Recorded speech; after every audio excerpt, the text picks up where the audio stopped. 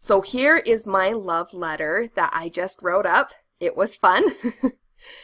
And I'm going to go ahead and show you how I would revise it. So the first thing I would do is I would read it out loud to myself. And when you read it out loud, it's easier to hear where your grammar might be wrong, to pick up misspelled words, and to hear if things just sound more boring than they did in your head. So let's read through this first paragraph. My dearest Amazon, I swear it isn't the UPS man. It's you. It's actually you I adore. Yes, it's true. He is the one who brings you to my door. But it's the moment he drops your box into my hands that the thrill zings through me. I promise I don't even notice him. Okay, as I read through this first paragraph, what comes to mind is something from the description and detail video. The very first quote in that video says, "Don't tell me that something was amazing or thrilling. You need to show me. You think I'm just going to take your word for it?" So here, I'm asking Amazon to take my word for it. I'm not really showing Amazon how I feel.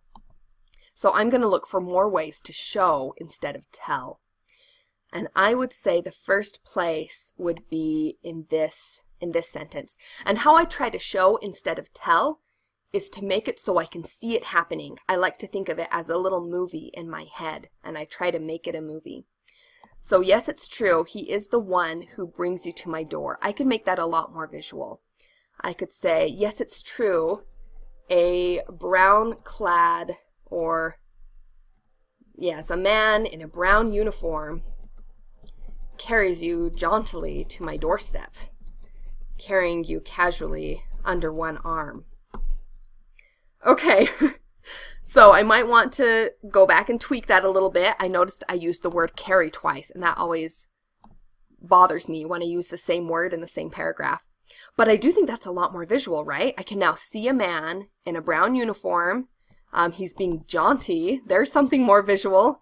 And he's carrying this box casually under one arm, right? Okay, I think that's more visual, but it's the moment he drops your box into my hands that the thrill zings through me. Okay, that sounds pretty descriptive, but let's try and make box more interesting.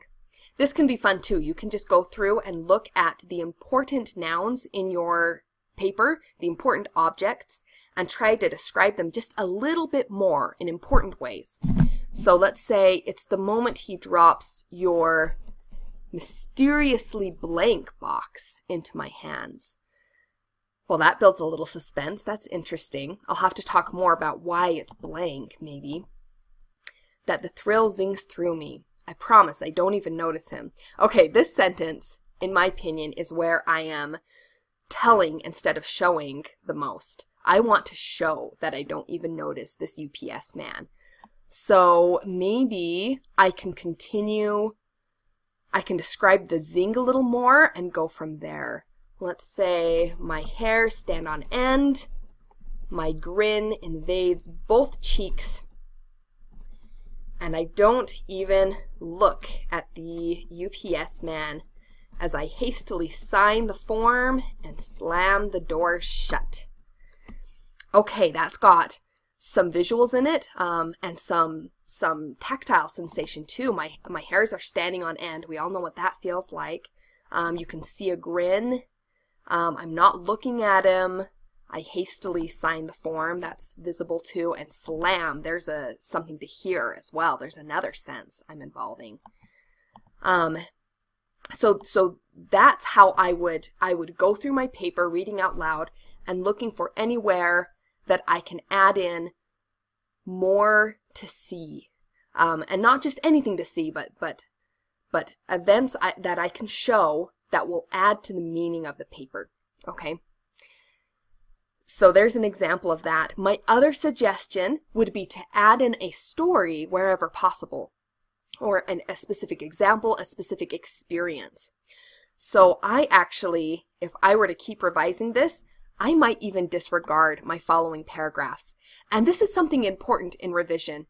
Revision means to see something anew, right? Vision, to see, and again, to re-see something. So when I revise, I try to let myself be very to change a lot of things, to feel free to throw out sentences, to throw out paragraphs, and to write them completely new, to rearrange paragraphs maybe. But I don't usually just change a word here and there. I try to really mix things up, and that helps my creativity to flow easier. So to revise this, I actually don't really like this next paragraph as I was reading it. So I'm going to pretend it's not there, and I'm going to carry on in my story that I felt like I was starting to tell. Let's say, now I'm finally alone with you. I cradle you close and steal glances at your label. I can see your beautiful name printed across it, Amazon. And from there I could go on. I could describe how I slowly opened the box and let the cardboard fall away and then peel off the bubble wrap and behold, a beautiful gift from my Amazon, right? I could really go into this experience and what was it that I got and how did it make me feel, and there's all sorts of potential there to both lengthen your essay if you feel that it's too short, because remember it needs to be at least a page, so I'd suggest it spills off of the page. So that's a way to lengthen things, that's a way to make it much more interesting and to captivate your audience.